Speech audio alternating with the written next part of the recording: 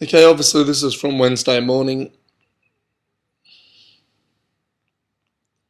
Let's give you a chance to have a look at it.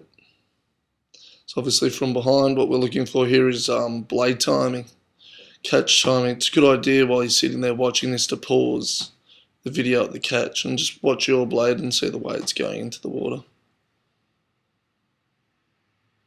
And see whether you're missing water or not. Like the last thing we want is the blade to come back towards the camera.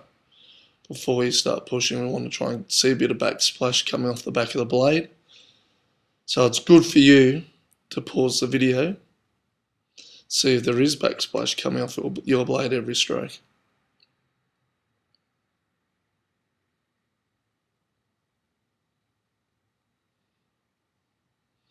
Same thing at the finish of the stroke. You want to see the blade coming out square and clean, nice clean release.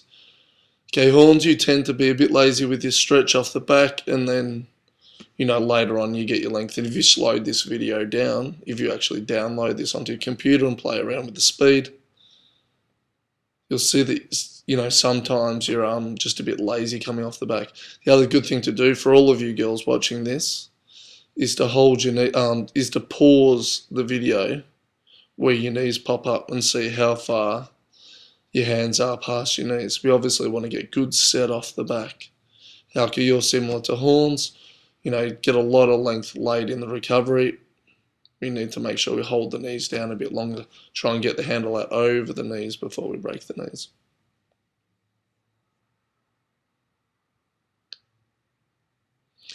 Okay, Robbo, for you on this morning, we worked a lot on getting your hips back before you open the shoulders, and this is later in the session, and you did improve a lot, and that's actually a pretty good movement there.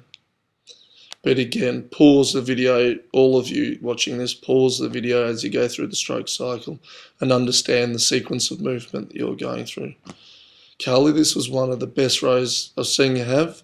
Sometimes it tends, for you, your tendency is to row long on the slide and short on the slide and overreach with the body. But this morning you're tending to row a pretty good slide length and your posture was very good.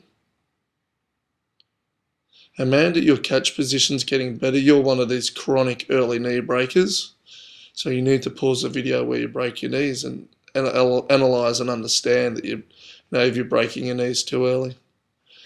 Right, your tendency is to want to just roll a bit short, and even there, I think you've got quite long legs, particularly long tibia, and you need to have your feet quite low, but you need to make sure you're rocking over, really stretching off the back, and then always getting the vertical shins. There you're getting vertical shins, but you're not stretching off the back enough.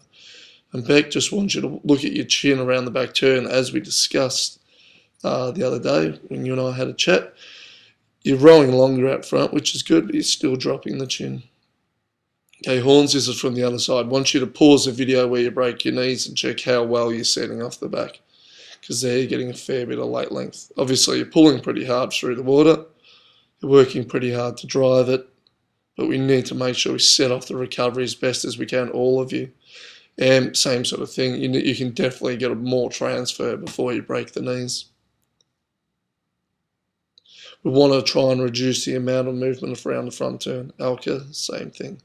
Sorry the camera's a bit shaky here, but it was pretty rough water. It's the best we can do.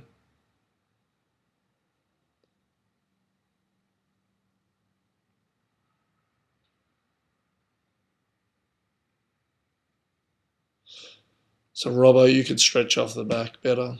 The actual drive phase isn't too bad there, but it's the same thing with everyone, just being a bit lazy in the rough water, getting set off the back. Carly, one of the best things about you, and Chipper said it too, is it's simple. It's the simplest we've seen it. Least number of extra movements, and it's quite good rowing. Amanda, see the chin drop at the finish and just not getting over enough before you break your knees. If you pause at it when you break your knees, you just see that you're not over. Righty, pretty tight in the right shoulder there, pretty tight in the right arm, not really leaning into the rigger, working around the rigger. Beck, got the chin drop going on there.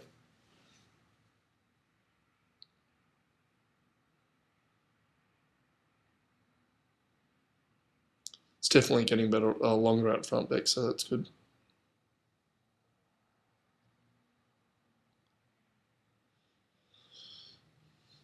Okay, so I've obviously spoken a fair bit about what I want to say.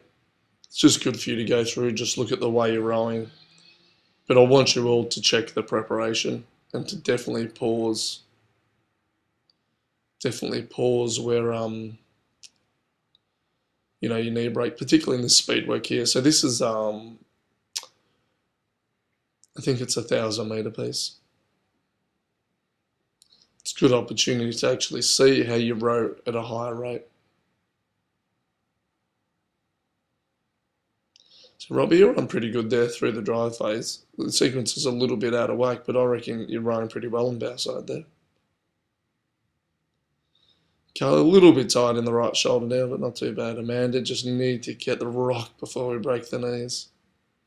Just not getting his shoulders in far enough in front of the hips. Right, you can just see how tight you are on the inside shoulder there, just not working around the rigger. And Beck, look at your handle just coming straight down to your lap.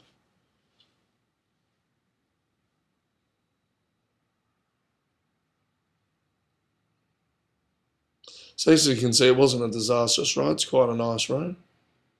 It's not bad.